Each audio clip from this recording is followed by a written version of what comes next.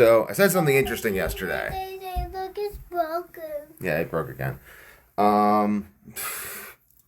Oh wow. Can you throw in the trash? It's kind of hurt. She made a snowflake out of these and it broke. But I said something interesting yesterday. I say a lot of interesting things, and this was that no man is so wealthy that he can afford the slavery of another man. Now I'm going to break this down really simply because it's actually had some thought. And I was like, wow, this is actually quite simple. So my dad was born and to two parents who were immigrants, and his parents both died when he was very young, and he grew up in like the ghetto and like duct taped his shoes together and everything. Was very very poor and like worked his way up in a way that wouldn't actually be possible today because of like the monetary system or fiat currency. I think has created extrapolations that make this not possible today. But basically though, and it's like, well, why should I care about like the freedom of, why should I care about some like person who's like the descendant of immigrants being able to work his way out of the ghetto? Why would I care about that? It's like, who cares if it's no longer possible? Okay, well, so my dad, April. Okay, wait. So my dad is now working at a company that does biomedical research to cure cancer. So what basically happens is like Pakistan, like all these countries that have all these people enslaved to like the brick kilns and stuff, debt slavery, all this stuff.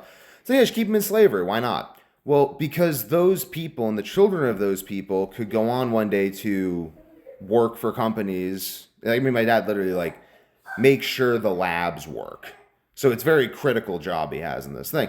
And ultimately producing drugs that, I mean, he had cancer, and I think it was the carnivore diet 80-20, but I mean, maybe 20% was the drugs. So anyway, like, I mean, he ultimately went on and had me, and who was popularizing carnivore diet. So it's like, if you, the reason no man can afford the slavery of another man is because the people who are going to cure your illnesses and prevent you from dying are ultimately the people who are easiest to enslave. Like, if you enslave people, then they won't grow up to like work for companies that will cure your cancer, and then you'll just die of cancer. I'm speaking directly to like anyone right now who's like, I love oppressing people. It's like, well, you're gonna get cancer and then die.